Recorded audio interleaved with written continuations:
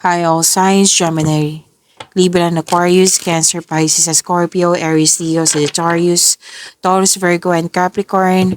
Tungkol po to sa inyong buhay pag-ibig. One specific question pa rin kung ano yung iniisip ng person mo. This is majority request ng lahat. Now, kung naulit yung mensahe, meaning to say yan para yung iniisip niya. Again, this is general reading. Timeless reading po ito. Kunin nyo lang po kung ano yung naka-resonate sa iyo. At kung naka-resonate kayo, comment down. Kung hindi ka naka-resonate, ibigay nyo po sa iba kasi general reading po ito. Huwag niyong kalimutan na mag-subscribe sa channel natin at i-click yung bell notification para updated pa kayo sa reading natin.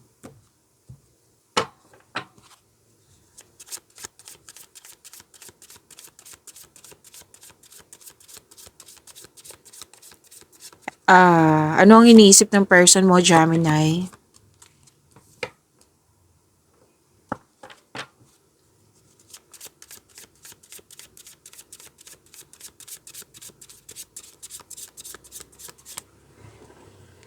Masaya, nagkaroon ng time sa isa't isa, nagkaroon ng time sa pamilya, lalo na sa mga bata. Yes, pwedeng magkakaroon ng outing kayo or vacation. Masaya to eh. Pwede din na nagkabate, oo, nagkaayos. Masaya talaga, masaya. Galing sa ano to eh. Kumbaga, pwedeng stress to the other day, like for example, the other day, tapos ngayon magiging okay na. Masaya eh, may get together dito. Maaari din na maaari din na ano to eh, pwedeng may buntis or mabubuntis. Pwede din na kung ikaw ay babae, Gemini, gusto kanyang mabuntis. Or siya, kung siya yung babae, syempre, gusto niya mabuntis. Tapos, may ganap na wedding. Kung hindi pa ito nag-approach sa'yo, posibleng mag-propose na to. Kasi may wedding ako nakikita dito. Happy bonding, may reunion. Yan.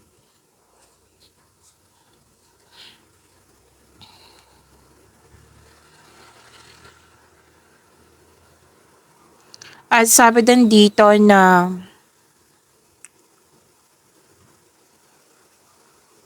okay, so dalawang card mismo nagsabi dito na stable.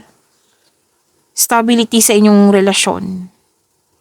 May nakita nga ako dito galing sa tampuhan, nagkaayos. Yes. So, ang ganda ng energy nito, magaan po.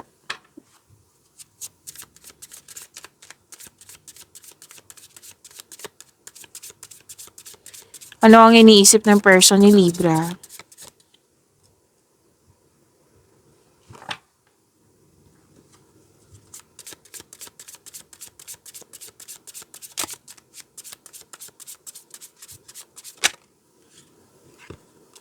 Malalim ang iniisip nito. Sobrang lalim. Dalawang card kasi nagsabi dito. At nagkikinig din siya sa kanyang intuition. Naghahanap po siya ng sagot sa kanyang mga katanungan, solusyon sa kanyang problema. At the same time, makikinig na to sa kanyang intuition. Tapos gusto niya ng me time, alone time. Pwedeng andyan siya, pero tahimik. Pwede din na umalis yan para gusto niya ng me time, alone time para makapag-isip at makapagpahinga. Yes. At sabi din dito na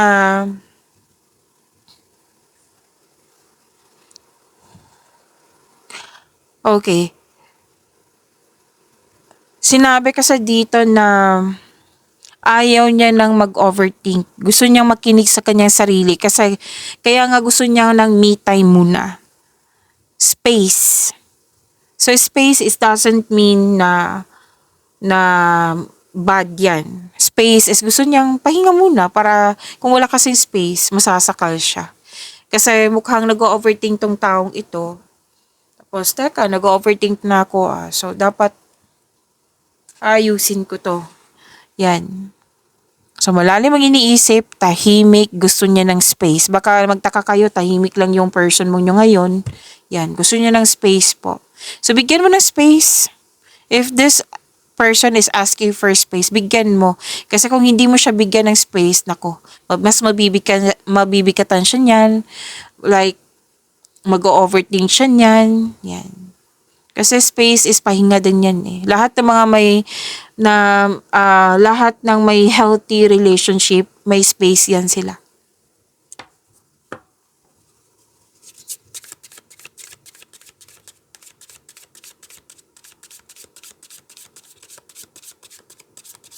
Ano ang iniisip ng person ni Aquarius ngayon?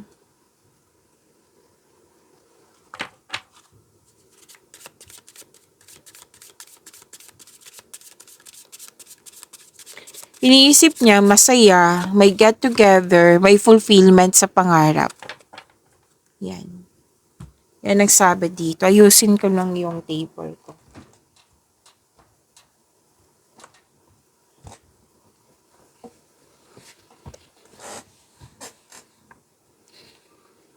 Yan yung iniisip niya. Togetherness, masaya, fulfillment sa pangarap. At sabi din dito, satisfied sa buhay.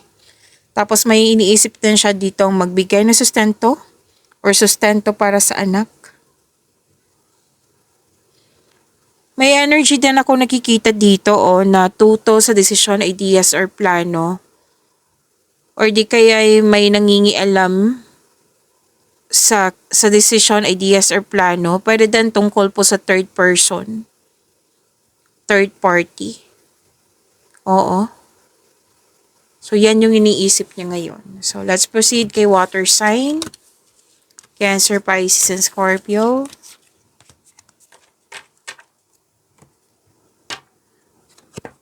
Shuffle ko lang ha.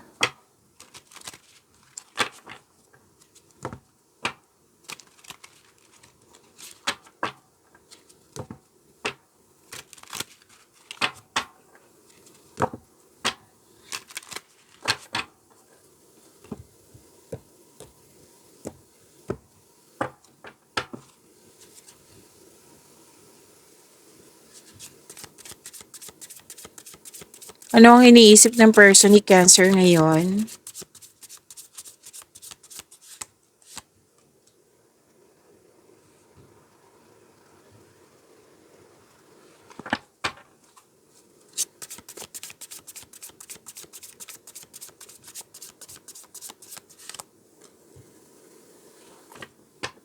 Huwag niyong kalimutan na mag-subscribe sa channel natin at click yung bell notification para updated po kayo sa reading natin.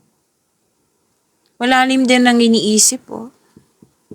Malalim ang iniisip, parang may hinihintay po siya. Okay, may iniisip kasi siya eh. Kasi gusto niya magkaroon ng growth sa inyong relasyon. Iba kasi yung naisip niya. Kung nag-iisip siya kung worth it ba magstay kasi ilang years na. So this person wants growth. Pag-usapan nyo. Baka nahihirapan lang to mag-approach sa'yo. So tulungan mo siya kung pwede, kung gusto mo.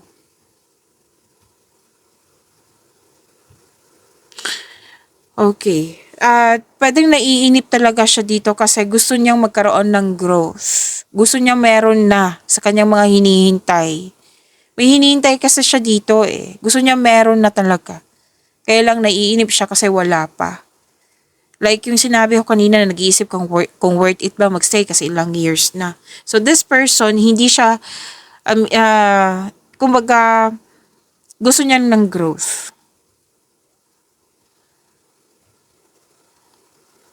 By sabi din dito na isa sa inyo may lihim or nagsisinungaling. Kaya this card tells us na maging tapat ito sa iyo.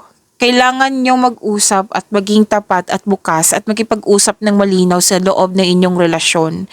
Kasi nga may lihim, nagsisinungaling, or di kaya tinatanong mo siya na, okay ka lang ba? Ba't ang tahimik mo ngayon?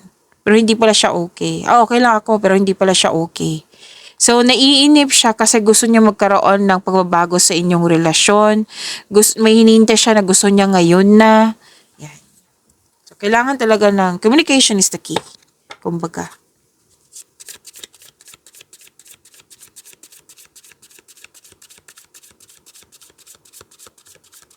Ano ang iniisip ng person ni Pisces?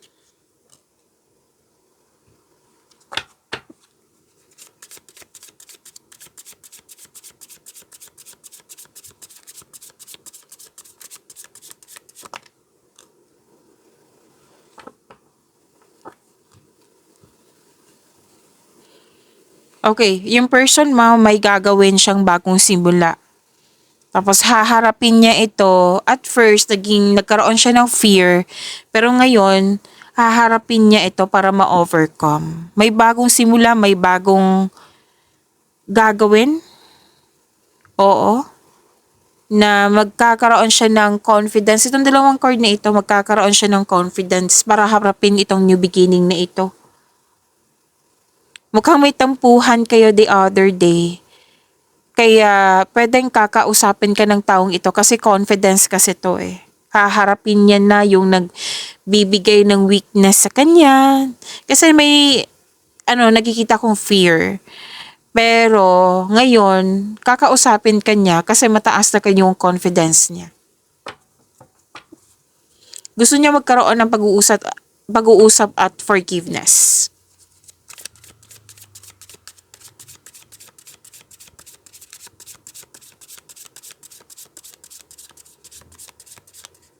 Ano ang iniisip ng person ni Scorpio?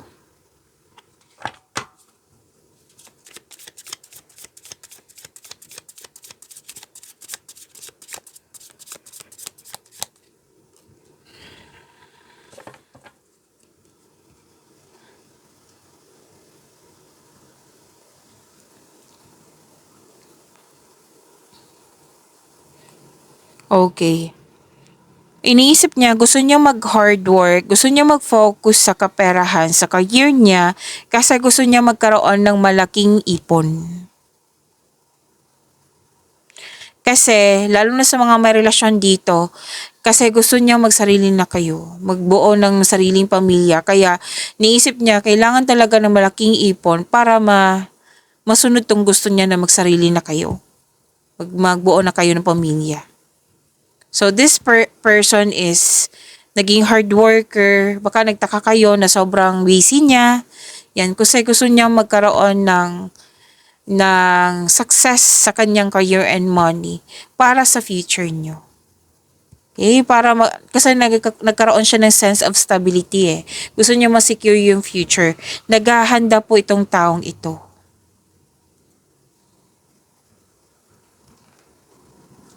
At sabi din dito na, okay. Okay, wow. Scorpio ha. Parati ko itong nakikita sa inyo.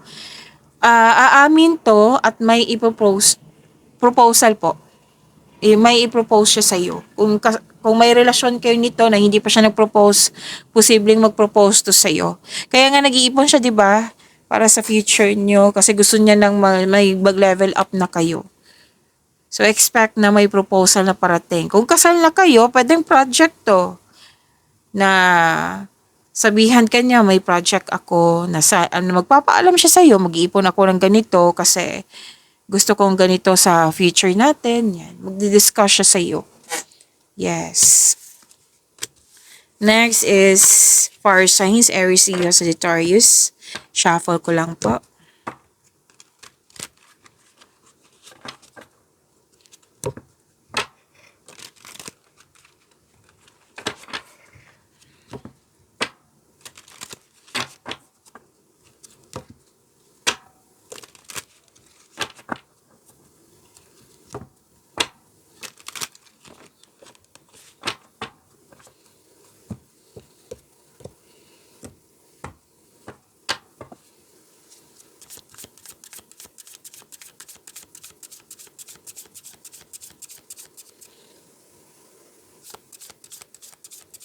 Ano ang iniisip ng person ni Aries?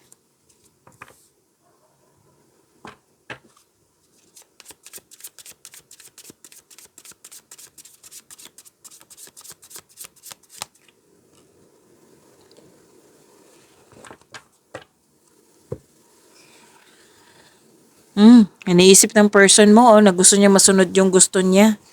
Desisyon, ideas, or plano. At kampante naman siya dito sa inyong relasyon. Kampante siya, malaki ang kanyang tiwala, pero may ugali siya dito na gusto niya masunod yung gusto niya. Desisyon, ideas, or plano.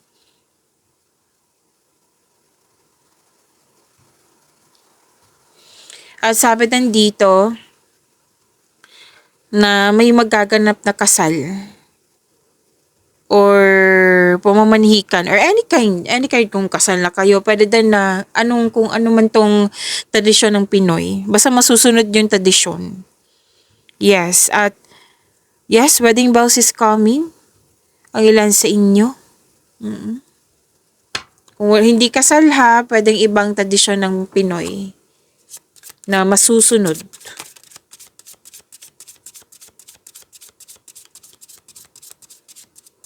Ano ang iniisip ng person ni Leo?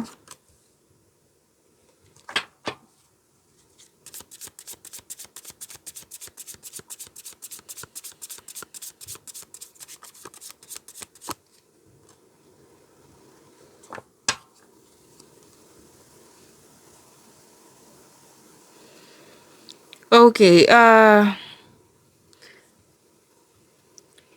Leo, may sabi ka sa dito na pwedeng ikaw ang concern niya, pwedeng siya din yung concern. Oh, okay, ayusin ko lang para baka nalito na kayo dyan. Pwedeng itong concern na ito. Sige. Kasi may advice kasi ang card dito na isa sa inyo na may question. Like, ano ba to si Leo? May malasakit pa ba to sa relasyon namin? Supportive pa ba to sa relasyon namin? Yan. Pwedeng ikaw yung nagsabi sa kanya yan. Or pwede din ito yung concern niya sa'yo. Yan ang iniisip niya. At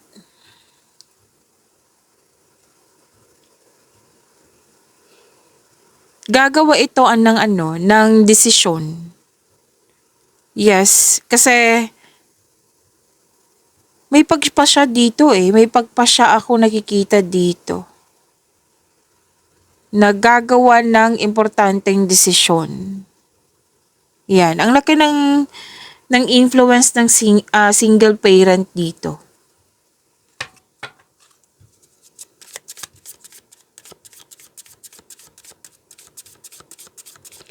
Ano ang iniisip ng person ni Sagittarius?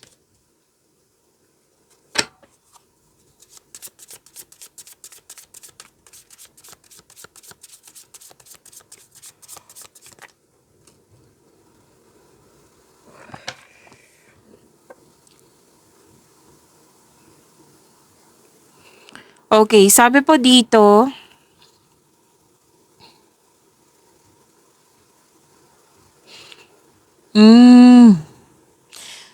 Sagittarius, dalawang card po kasi nagsabi dito na nagkaroon ng stagnation, like malalim ang iniisip ng person mo. Oo. Matamlay, like bored, pwede. Or feeling stuck. Malalim kasi ang iniisip niya, nagmuni-muni. At mukhang may alok sa kanya dito na pinag-isipan niya ng mabuti kung karapat dapat ba. Tapos may sabi din dito na may nagkaroon ng conflict or argument. Okay, may dito someone is giving up, may iniisip siyang ganyan. Na may nang iwan, may nag-usap para magkaroon ng peaceful resolution pero ang ending nagkaroon ng argument. Parati na lang yung concern, yung paulit-ulit na lang yung concern, napapagod na po siya. Sabi ng card po. Okay, so next is Earth signs, Taurus, Virgo, and Capricorn.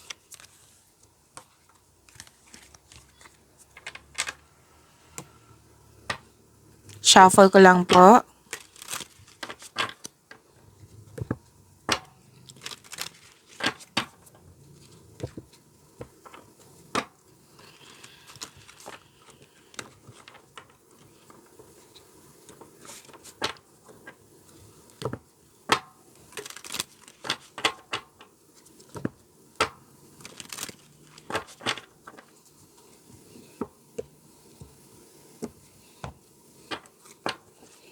Ano ang iniisip ng person ni Taurus?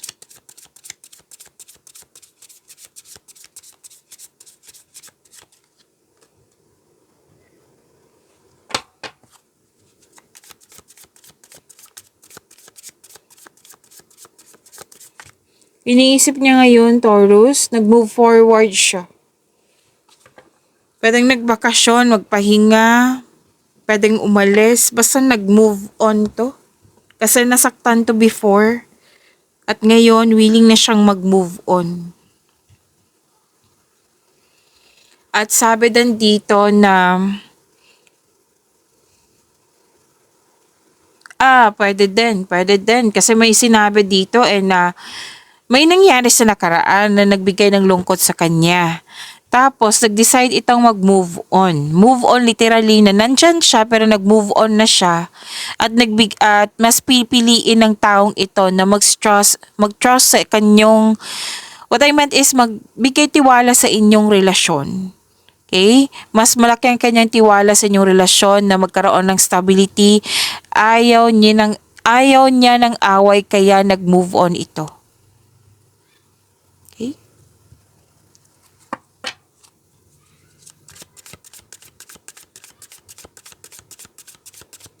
Ano ang iniisip ng person ni Virgo?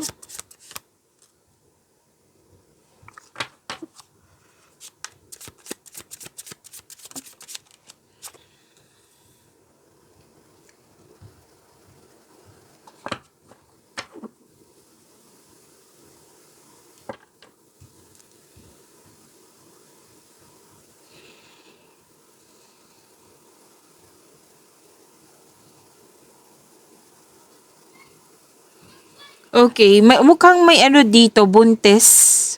Or kung babae ito, gusto niya mabuntis. Kung babae ka, gusto ka niya mabuntis. Oo. Pwede din na, ano to happiness kasi nakikita ko dito, Virgo. Opo. Tapos, sabi din dito na,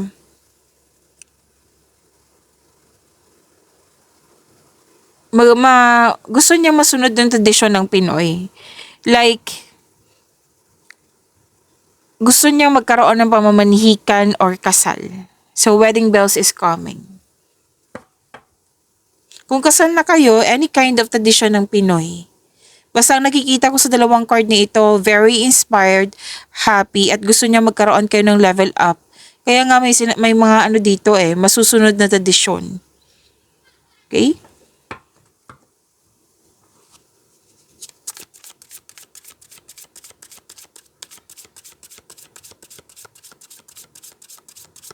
Ano ang iniisip ng person ni Capricorn?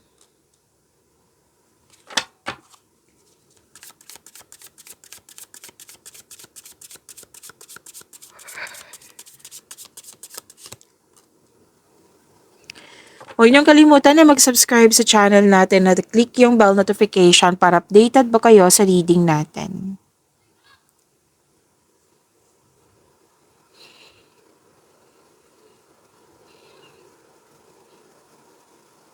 Masaya siya sa inyong relasyon. Actually, may mga ginagawa siya dito na masaya siya. Pwede sa passion niya to. Tapos may sasabihin siya sa'yo na mag-set kayo ng date or outing. Yes, ang ganda ng energy nito, oh. Ang ganda ng energy nito. At nakikita ko dito na mukhang may tampuhan the other day. Tapos ngayon, may dumating na blessings at nagkaroon ng pagkakasundo, pagkakaayos. Opo, itong dalawang card na ito, Capricorn, happy. Happy po ang nakikita ko dito. Magaan ang energy, nagkaroon ng pagkakaunawaan. Yun, na after ng tampuhan, magkakaayos po kayo. Yes. May darating na blessing sa inyo. Happiness ang dalawang card na ito. Wow, ang ganda ng cards. Yes, at so sabi dito sa Capricorn na Kanina po ako pa to nakikita na mukhang kasal talaga to. Okay, sa mga relasyon, congratulations kasi mukhang magpropose to sa'yo. May pangyayaring aminan Kung kasal na kayo, pwede din mag-aamin siya sa'yo na like, yung sinabi kanina na mag-outing kayo, o magbakasyon kayo. Or project ba ito na mag-o-offer siya sa'yo ng project. Okay? So yan po, see you po after this video reading sa inyong paisa-isang reading. See you tomorrow. Maraming salamat.